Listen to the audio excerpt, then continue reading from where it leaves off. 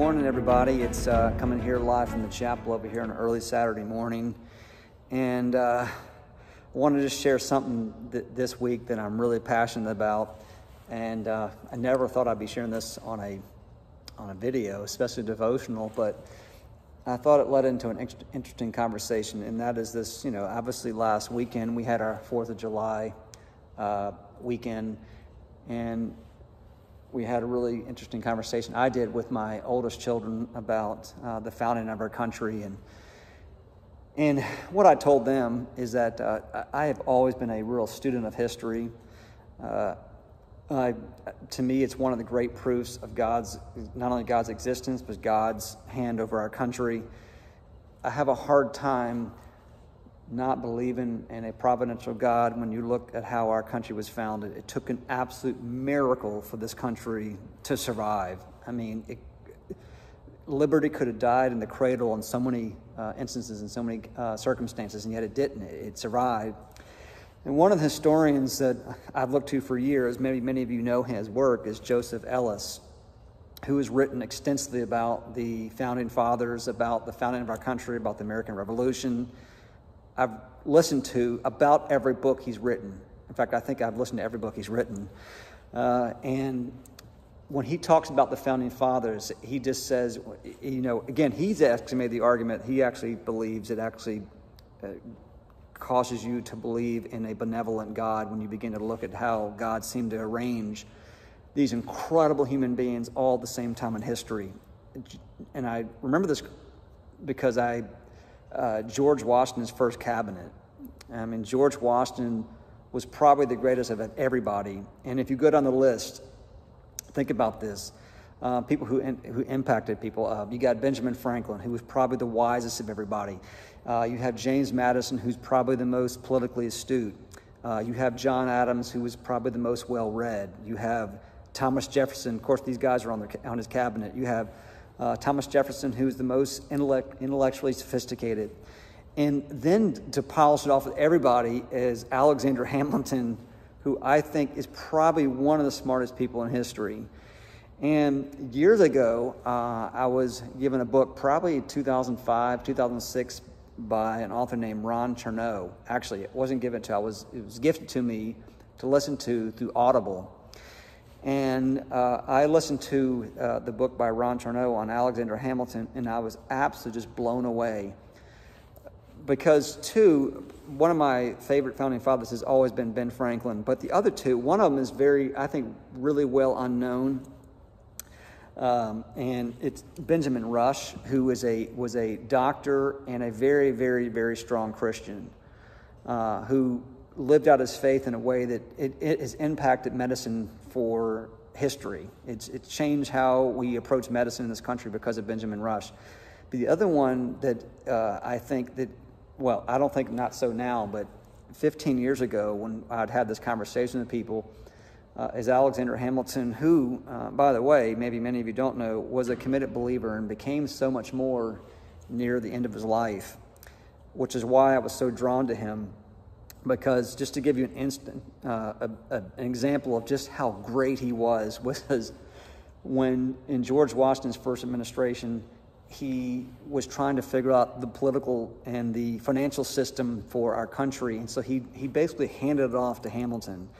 And he asked him to come up with a financial system that would benefit all of America.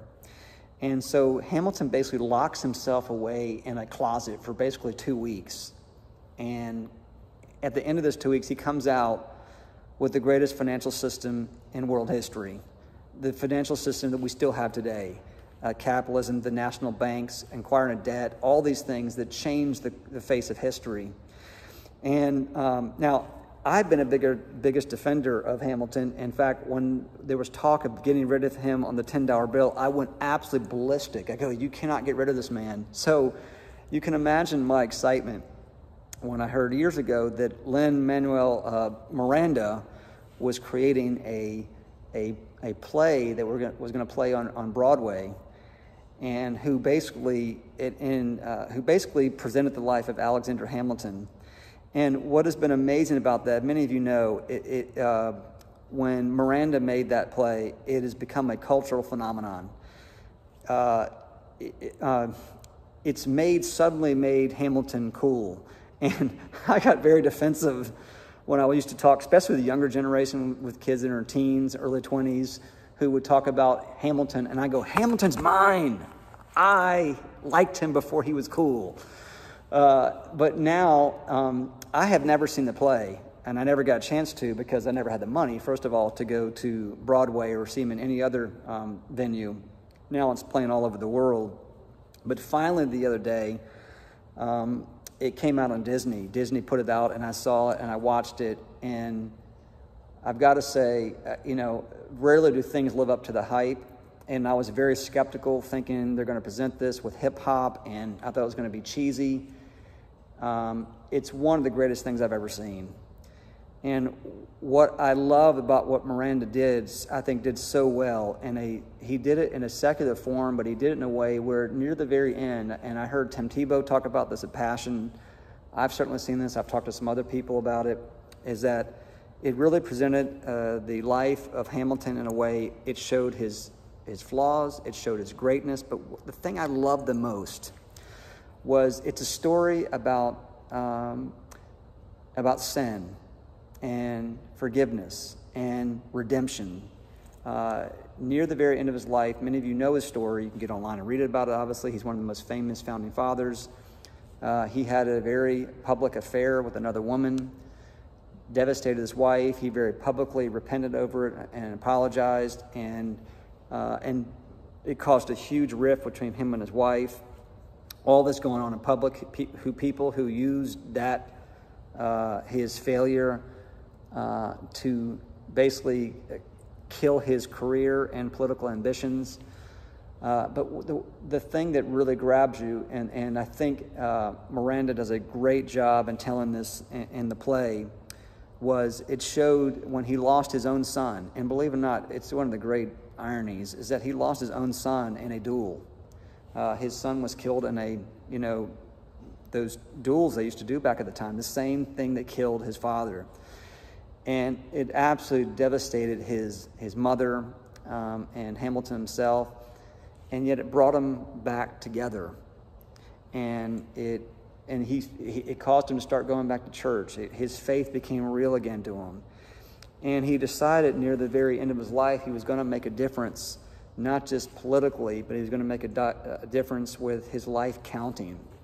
And, of course, Miranda does, I think, a fantastic job. There's a song in there that I found that at least captured my heart, and it's called Who Lives, Who Dies, Who Tells Your Story. And, of course, what is communicating there is that there are all kind of people that live. There are all kind of people who die. But it's what you do with your life that counts. And that is, you want to leave a life, no matter how many years you live, that actually has an impact in the world, that actually helps people. And I took that away about Hamilton, is that are you a taker or are you a giver? And in the beginning, I think Hamilton was very much someone who was a taker. It appeared he was giving, but it was really about him just growing and satisfying his incredible ambition. Near the very end of his life, when faith became real to him, it was really about giving. And we see that at the very end, it was because of his measures, and particularly because of his wife, Eliza's gifts for the rest of her life that she learned from her husband. She created an orphanage that is still going all these years now, like 250 years later, it's still surviving, still having an impact. Obviously, all the stuff that Hamilton did in our political system, but it went even farther than that. The measures and how he lived his life of really trying to overturn slavery the best he could at that time. He is just an extraordinary example to us about how to live out a Christian life in a public arena.